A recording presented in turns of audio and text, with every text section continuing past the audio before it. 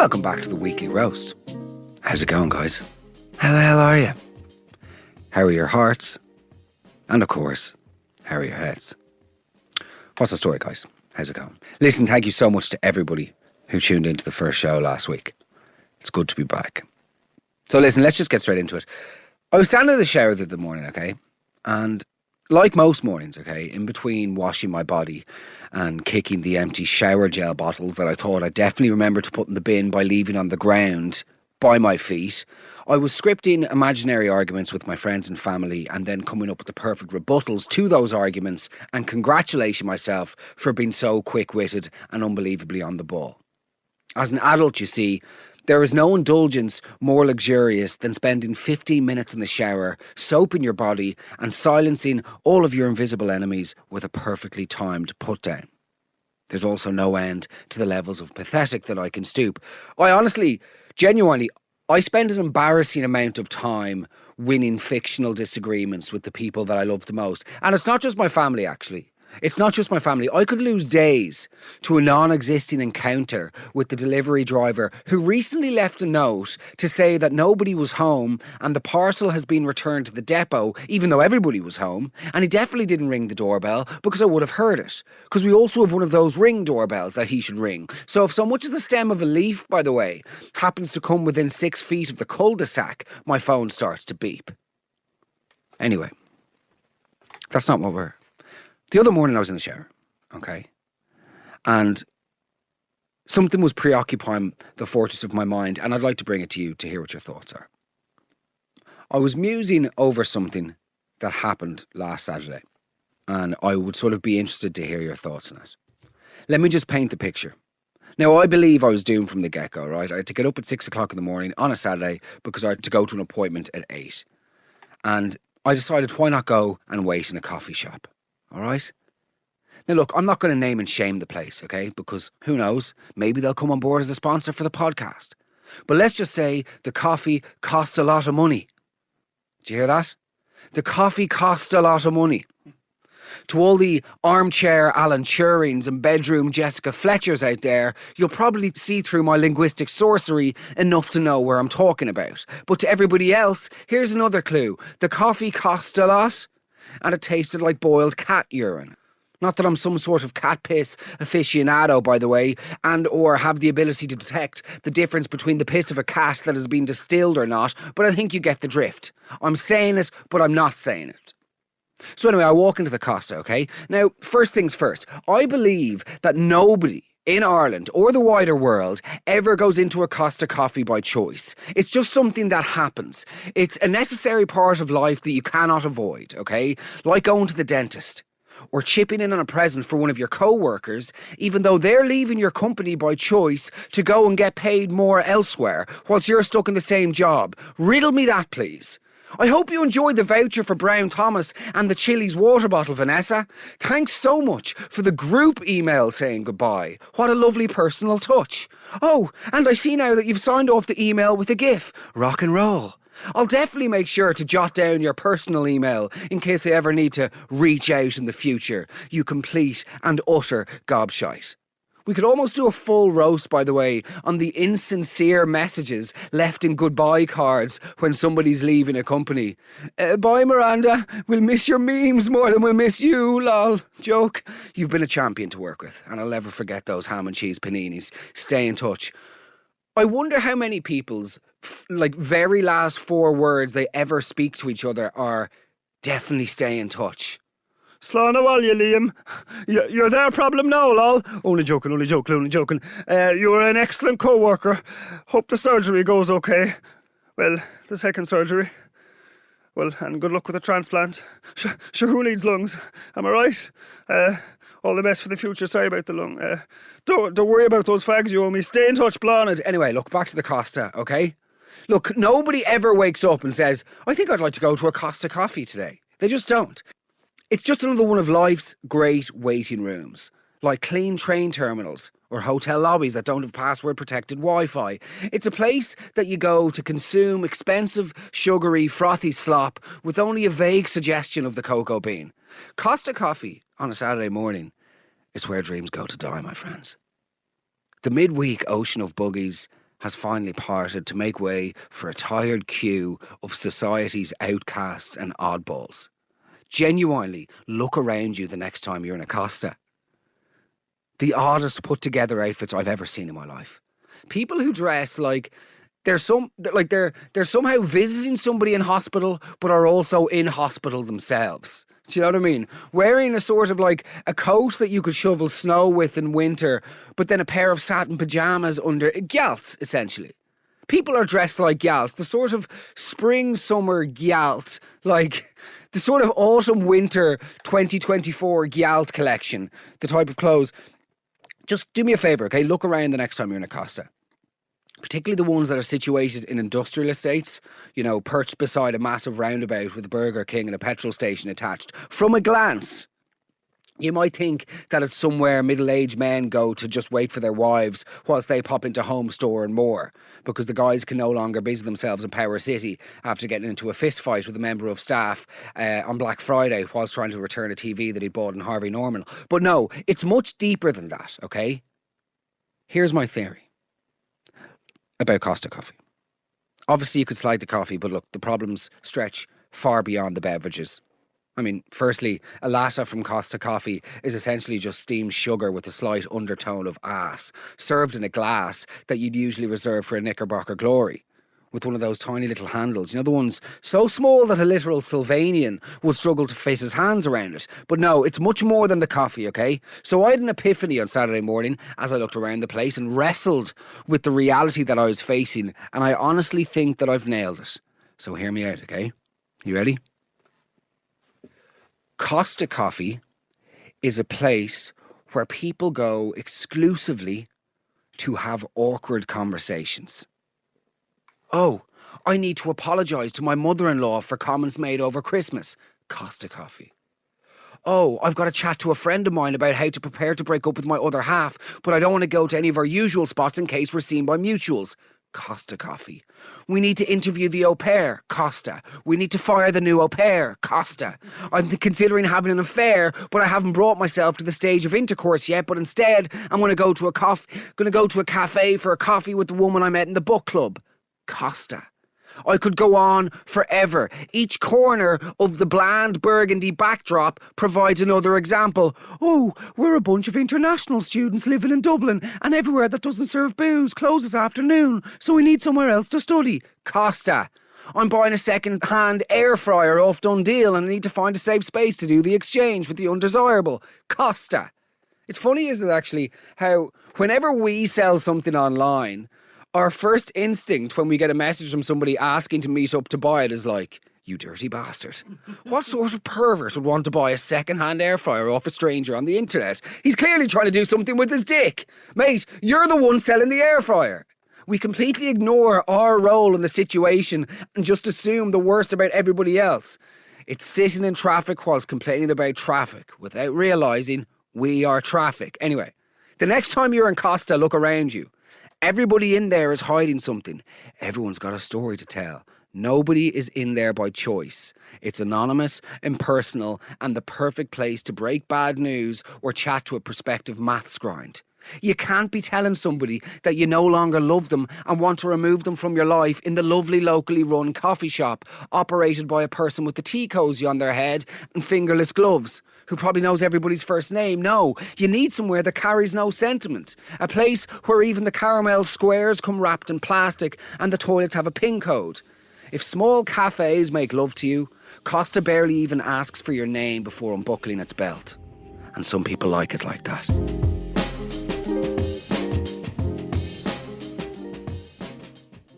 So anyway, I go up to get my coffee and the queue is sort of almost as long as this story. But anyway, I eventually get to the top.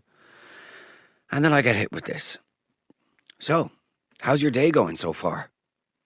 Now look, I understand it's friendly. But there's something about the sort of rehearsed kindness and these generic Americanisms worming their way into our lexicon day to day that gets to me, you know? But then again, with my accent, people probably aren't too keen on, you know, hearing me judge the brogue of others. Do you know what I mean? Anyway, how's your day going so far? So far, it's 7 a.m. It's fine. Nothing mental has happened yet. I didn't shit the bed and I haven't trampled over any school children on the way to get here, so I suppose it's going okay. And I ordered a white Americano, okay? That's my order. I have to be careful with coffee, you see, because if I have more than one, I'll start having a panic attack, and any more than two will result in me communicating in screams, and my bowels will resemble the burst banks of the River Dodder during Storm Ophelia, okay?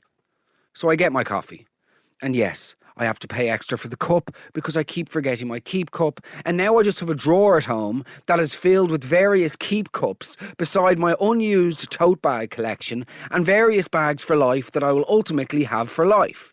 See, the problem is with the bags for life is that I keep moving the position of them around the house in an effort to remember them. Like, the intention is honestly there, but it never works. Oh, maybe if I stuff 17 of them at once into a coat pocket, then I won't forget them.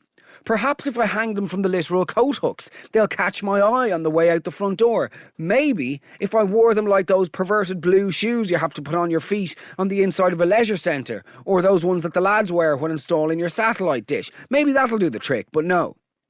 Nothing seems to work. My adult life for me is just a series of relocating the ever-expanding amount of bags for life whilst buying more bags for life. And every time, by the way, they're more expensive. Oh, do you want a bag with that? Yeah, well, how much are they?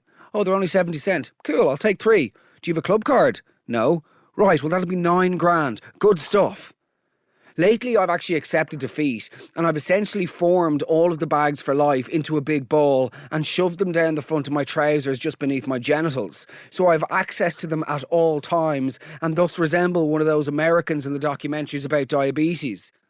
Back to the fucking Costa. Is that everything that you'd like, or is there something else? Vaguely waves his hand over the sweet treats counter, you know, almost as if he's blessing them or signalling to the emergency exit on an airplane. And I have to pretend like I haven't noticed them, like I haven't been doing this internal struggle with myself for the entire duration of the queue, going, no, I won't, I will, I won't, I will. You said you're on a diet. I won't, I will. Oh, those? No, I'm okay, thanks. But he knows he has me. Just a coffee. The way he says just a coffee, you know, just a coffee. Are you sure? There's something like almost seductive about it. It's sort of how I imagine like an erotic dancer would gesture towards their genitals in the window of a Dutch massage parlour. Are you sure there's nothing else here that you'd like to taste? Well, do you know what? I'm grand, actually, because the prices have put a very unpleasant taste in my mouth. We're back in the Costa now, not Amsterdam. I've actually never been to Amsterdam, by the way. I don't think I'd like to pay €4.80, though, for a festive piece of fucking shortbread. Millionaire shortbread? You'd bloomin' well want to be a millionaire, am I that? Brilliant, Mark. You've somehow channeled Peter Kay in the mid-90s to express your dismay. £4 bloomin' 80? Who do you think I am? Christopher Bloomin' Tarrant? Christopher Tarrant was the presenter of Who Wants to Be a Millionaire. That doesn't necessarily make him the millionaire. Well, if that's the case, why do priests have so much power if they were just presenting God's message? Oh, okay, well, that is a good and very unexpected question from you there, fictional Pete, but we might focus on the baked goods for today, if that's all right, mate. I buy my coffee, I walk outside, and immediately, okay, and we're getting to it now, immediately it starts dripping down my t-shirt, all around my knuckles. I think genuinely at the top of my ever-growing list of things that quietly drive me insane, or at least exacerbate my already well-documented insanity are, and you'll have to bear with me on this one, but coffee lids that don't adequately contain the coffee in the cup. So that after taking a mere few steps away from the cash register, the front of your fingers are completely soaked in brown, like you've just interfered with the rear end of a golden retriever. It's infuriating, and it's happening everywhere all the time, and no one seems to be talking about it, and there's never any napkins about. And it all gets down all along your bust as well, into the crevices. Of course there aren't ever any napkins. So then, by the way, you have to do this sort of awkward, frenzied shuffle back up to the top of the queue, all the while reassuring the murmuring morons and bystanders in their Anina Bing baseball caps and Adidas Gazelles, you're not skipping them. I'm not skipping you. I'm just trying to get on. You sort of may. I'm just trying to get a tissue. I need to get a tissue. So I get to the top anyway, and the cashier looks me up and down like a bouncer or the cheerleading antagonist in a 90s teen movie. And I go, hey, mate, sorry, it's me again. He's like, was everything all right for you? I was like, well, no, sorry. I'm also, can you not see that I'm covered in fucking coffee? So I was like, sorry, mate, this lid isn't working. It's just spilled all over me. He looks me up and down and he just goes, oh, it's just a few drips. I was like, sorry? And he was like, oh, it's just a few drips. I'm sure you'll be fine. I look him dead in the eye. I go, let me put it to you like this, Shane.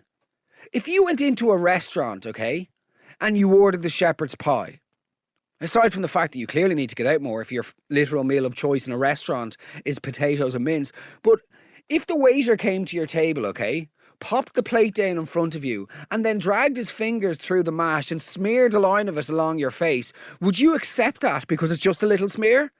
No, it's the principle. And he was like, oh, don't be ridiculous. Okay, fine. I'll try and think of a more reasonable example. If you're buying a lovely white bikini for the day 2 of your best friend's wedding, and then when you're leaving the shop, you realise that there's a hideous stain all along the seam of the pants on it, but then when you go back in, the shop assistant says, oh, don't worry about that. Our manager Shane sometimes likes to try on the bikinis. Lots of Shanes involved in this story. Our manager Shane sometimes likes to try on the bikinis after hours. And every now and then he'll be eating a burrito whilst doing so. And sometimes a couple of drips will get, I don't know, rubbed into along the seat of the jocks. It's just a few drips though. He stares at me with the same amount of compassion an influencer has when posting about a celebrity's death. He takes one big breath and he just goes, you do realise that you were literally crying over spilt milk.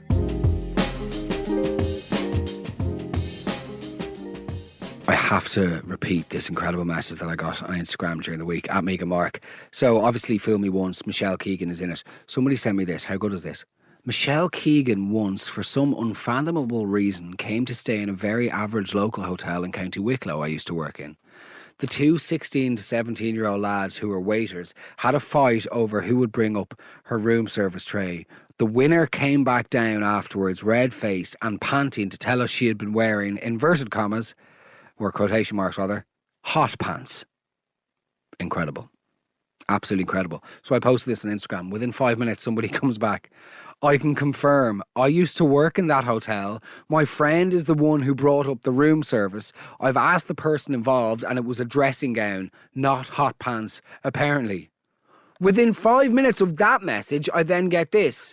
This was the blank hotel. Myself and my friend may have followed her around to make sure we were right. We were 15, lol. Hot, and then I said, was she wearing a hot pant or was it a dressing gown? And she came back to say, it was hot pants. 2013, I'm pretty sure. She went up to her room pretty quick, so she probably ended up wearing a dressing gown.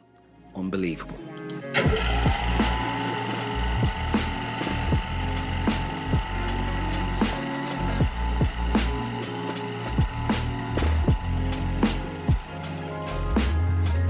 Let us purchase some popcorn. An overpriced soda. I mean, I don't know why in my fictional cinema things are overpriced. Surely it's imaginary. It could be affordable. Okay, so let me rephrase that. Now, purchase some discounted, 100% free popcorn on me and a drink. Reach out your hand, hold mine. This is perverted. This is like one of those meditations you did in 4th year, you know. You're in a garden and God is bringing you on the beach.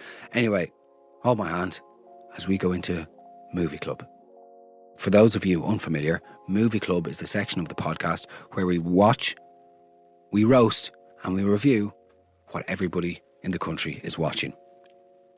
This week, guys, it's Fool Me Once. For those of you unfamiliar, Fool Me Once is on Netflix right now. There are going to be lots of spoilers throughout this entire piece, so turn it off if you don't want to. Or also, if you're not really going to watch it, just listen anyway, because it's irrelevant. Like, Fool Me Once. The short brief about Fool Me Once that my producer Kieran has ever so kindly drawn up for me is that when ex-soldier Maya, played by Michelle Keegan, sees her murdered husband on a secret nanny cam, she discovers a deadly conspiracy that stretches deep into the past. Now, the long brief that was ever so kindly drawn up by the producer, my producer Kieran, was Fool Me Once follows Maya Stern, who is trying to come to terms with the brutal murder of her husband Joe. But when Maya installs a nanny cam to keep an eye on her young daughter, she is shocked to see a man she recognises in her house. Her husband, who she thought was dead. Ellipsis. Detective Sergeant Sammy Kearse leads the homicide investigation into Joe's death whilst grappling with secrets of his own. Meanwhile, Maya's niece and nephew, Abby and Daniel, are trying to get the truth about their mother's murder several months earlier. Annoyingly, I might add. We're going to get straight into your opinions on Fool Me Once, guys, but I'm just going to say, once Abby and Daniel got involved and started, hatching their little plans together, and they sort of became, Harriet the Spies, that's when Megan switched out. That's when I was off. That's when I was done, okay?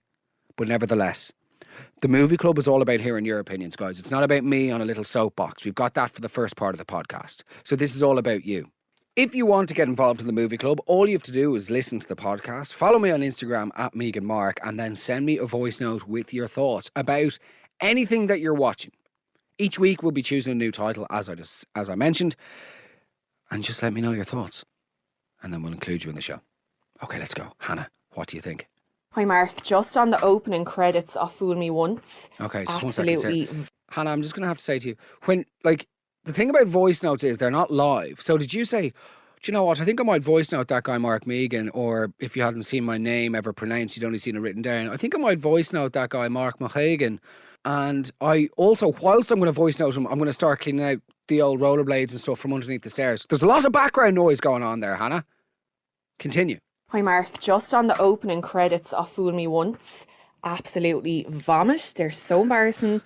I don't know why they used the sepia filter from Instagram 2008. Very good, very good. You've redeemed yourself. And I don't know why they didn't plaster Michelle Keegan's face all over it. Agreed. They have that cringy part at the very end where the big mansion house has fake breaking glass windows. Yeah, sorry. That was like something out of Nickelodeon, after school Nickelodeon 2002.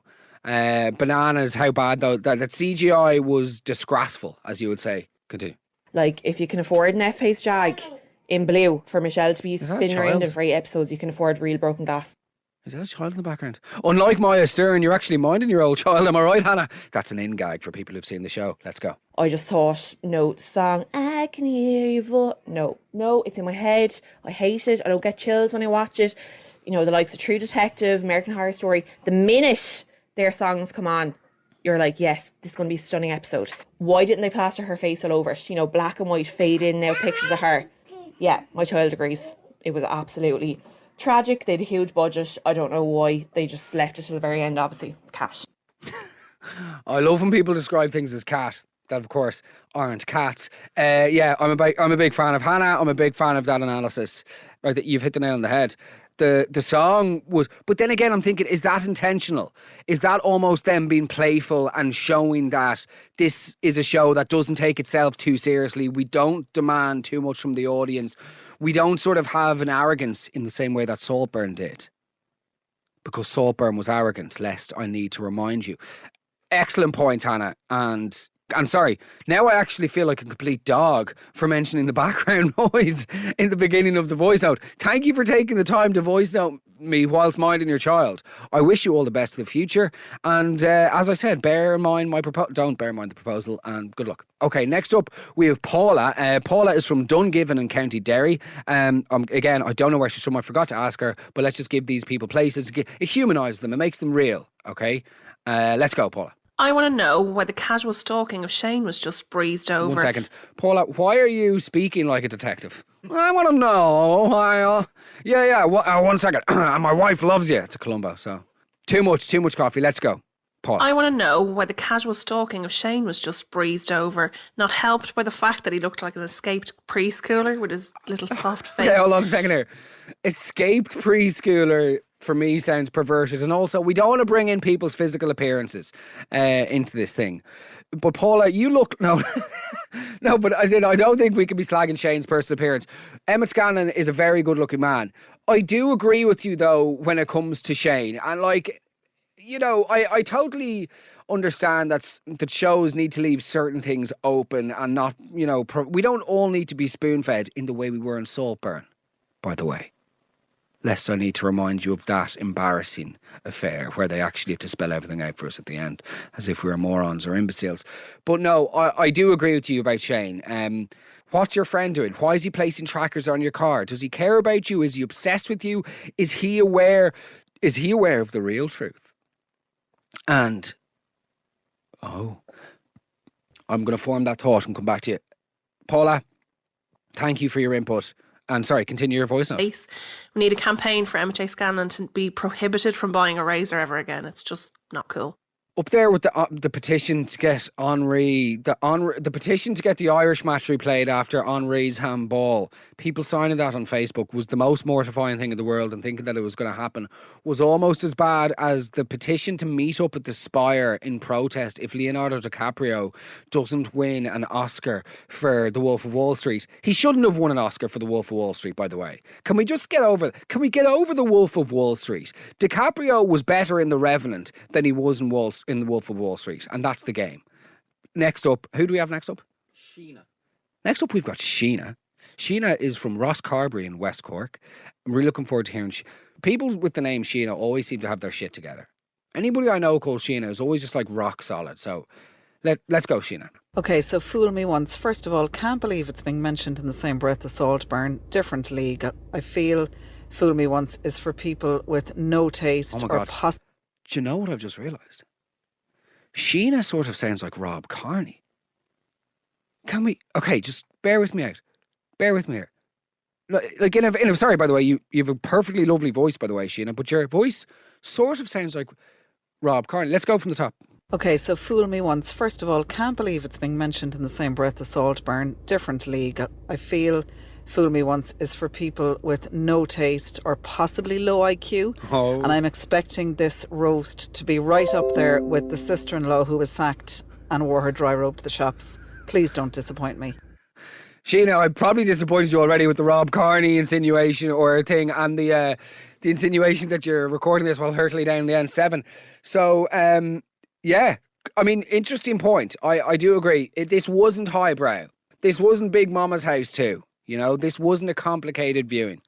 But, you know, we all have our opinions. You know, lots of people are telling me, like, this is the best show that they've seen all year.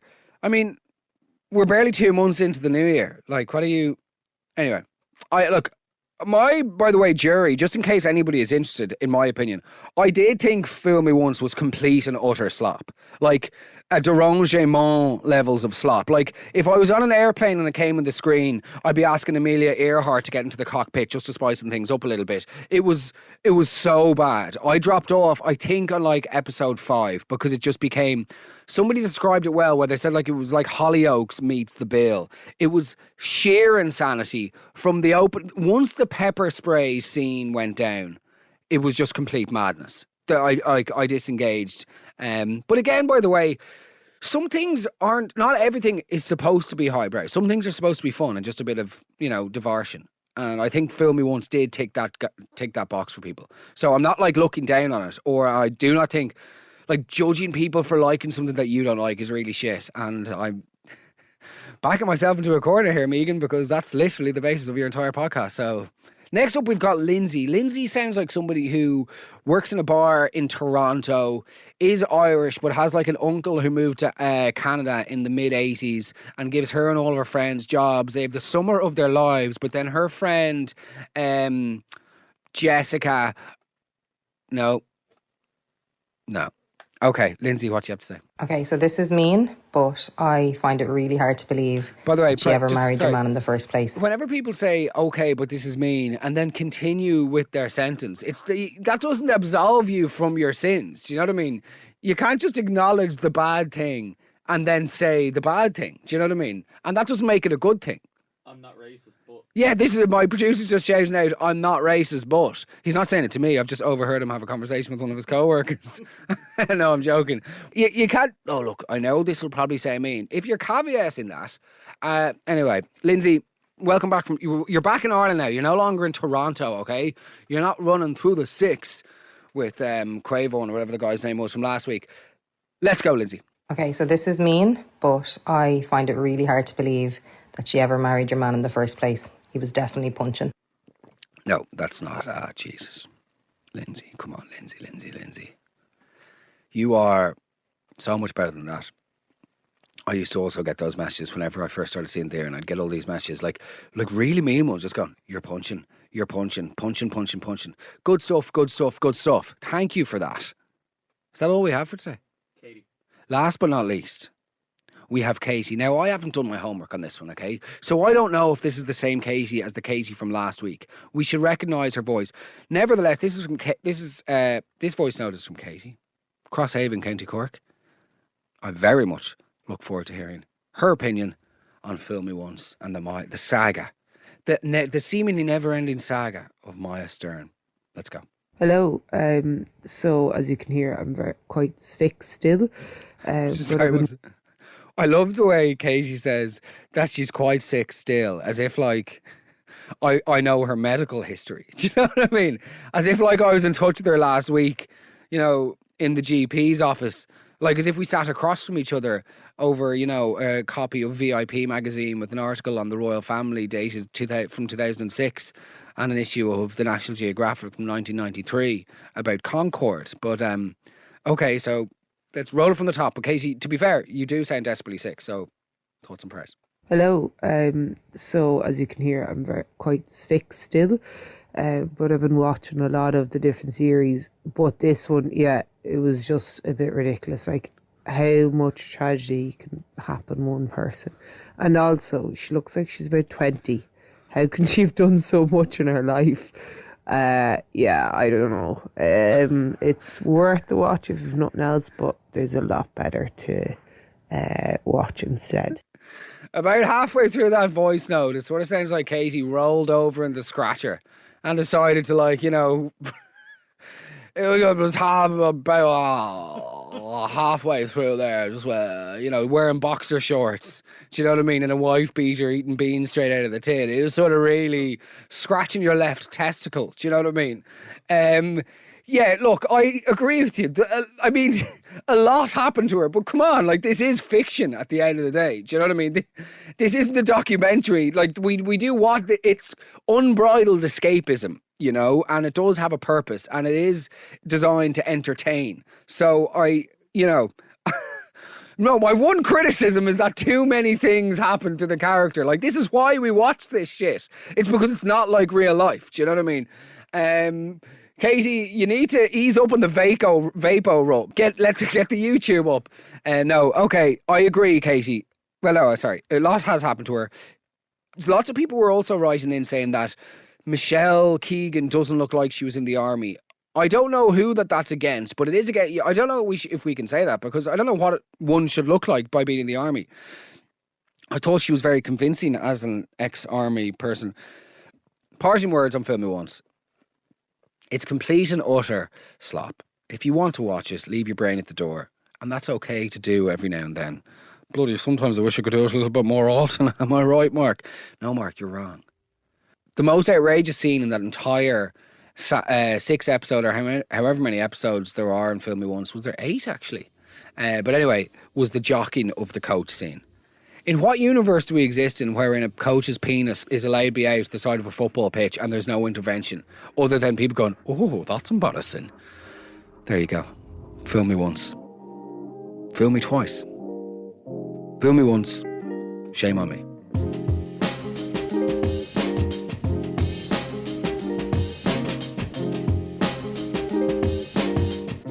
Thank you so much for listening to the Sunday Roast, guys. Oh my God, no. Thank you so much for listening to the weekly roast, guys. I couldn't say the Sunday roast there for legal reasons. Nevertheless, thank you so much for listening to the weekly roast. It's great to be back, guys. Great to be podcasting every week. Listen, if you enjoy the show, please let me know on Instagram at Megan Bark. Please leave a review. It's probably good to ask people to leave reviews and to rate the podcast and all of the rest, because this is a new podcast. If you enjoyed the movie club, send me a DM. Let me know what you want me to review. It can be anything, by the way. It could be a movie. It can be a TV series.